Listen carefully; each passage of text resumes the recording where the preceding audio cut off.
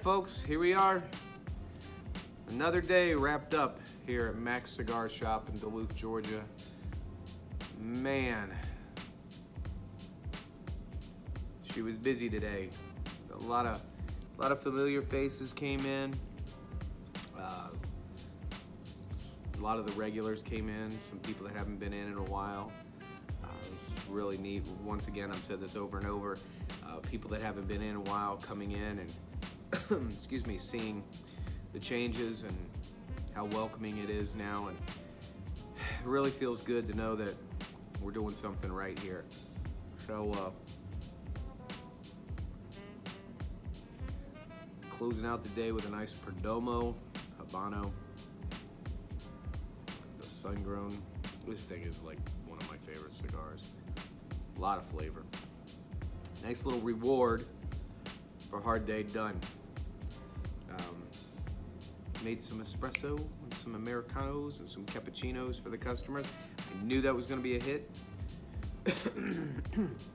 People that like cigars typically like coffee, and when you get a chance to have the opportunity to pair those two together, it usually goes over really well. It's such a neat thing to be able to see somebody have something that you're offering to them, and them come in off the street. They've had a really, really hard day, or they got some stuff on their mind, or they're just taking a time out and taking a pause to have a cigar, and then give them like a surprise, which is a cup of coffee, and have the option for that, and watch them sit back and decompress. It's so nice. We try to stay away from political discussions in the shop because sometimes those can be a little hairy.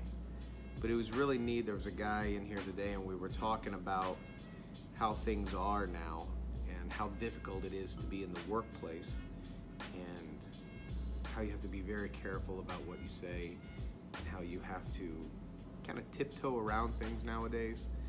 And this guy, he's a business owner, and he was just beat. He's just beat down.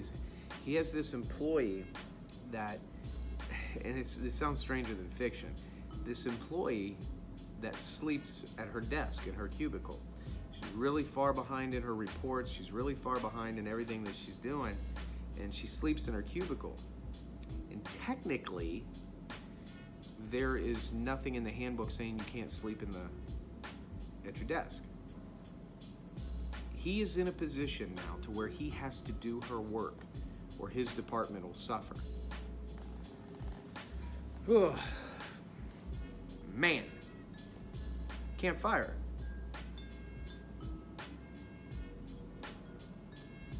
That's where we are now. Can't fire somebody for sleeping at their desk. I'm like, you gotta be shitting me. He was absolutely. It's kind of the premise of what we talk about a lot.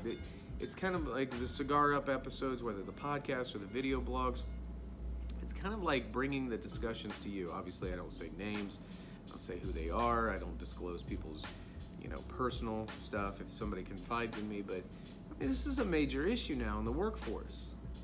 Productivity is suffering because somebody has found some sort of clause that they can utilize to be able to collect a salary and not do any work, and not do the work that they were hired to do.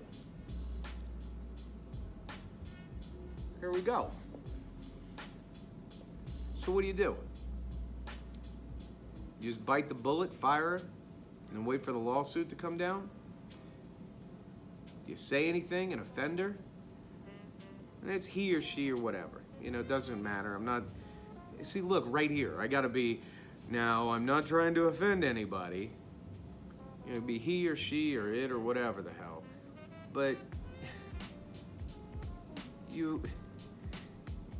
It doesn't make any sense.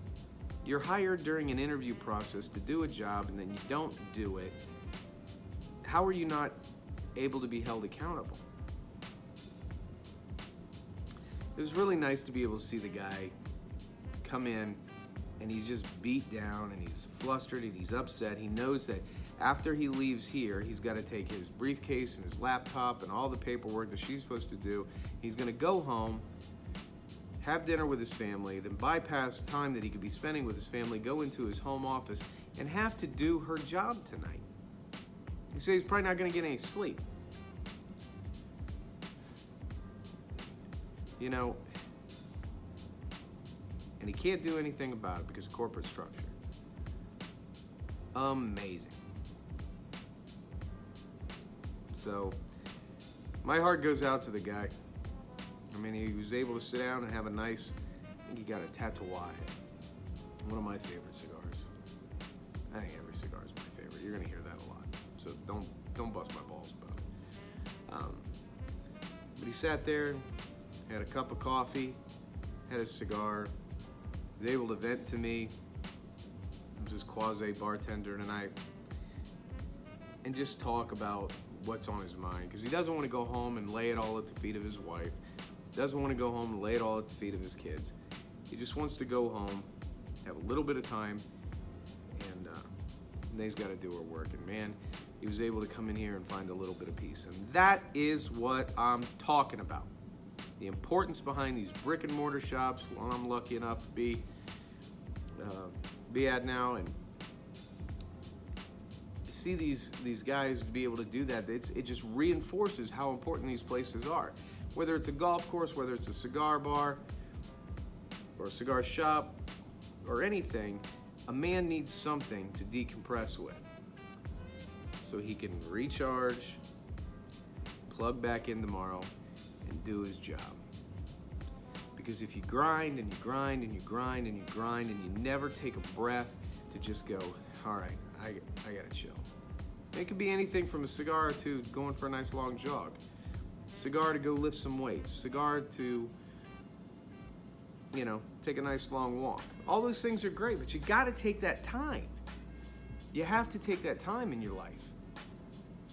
If you don't, what kills men? Stress does. It's one of the leading causes of death for men? Heart disease, stress. So, anyway, I thought I'd share that with you guys. Something to think about. Something to think about the importance of these cigar shops. And it's not all these guys come in here and vent their problems. Some of them keep it inside, but you can tell they come in here and they do this. They're like, they sit back in their chair, light their cigar, cross their legs, take a nice long draw, look at the ceiling and just think, where am I going? What am I doing? How did I get here? Is this good, bad, or ugly? You know? And kind of sort through it all. Kind of work through everything. Ask yourself, all right, where am I at right now? What can I do to fix this? That's the life of a man. It's the life of a real man. I tell my sons all the time this. Just take a beat, take a moment, think it through, work through it. There you have it, folks. A little episode of Cigar Up on why you cigar up, why you take a moment. So I hope this finds you all well. I hope you're doing all right. I hope he's doing all right. I hope I see him again. And I hope I see you all again. Take care of yourself. God bless each and every one of you. It's Mr. Nice Guy signing off for the day. Thanks for tuning in to Cigar Up with Mr. Nice Guy. Take care, folks. See you around.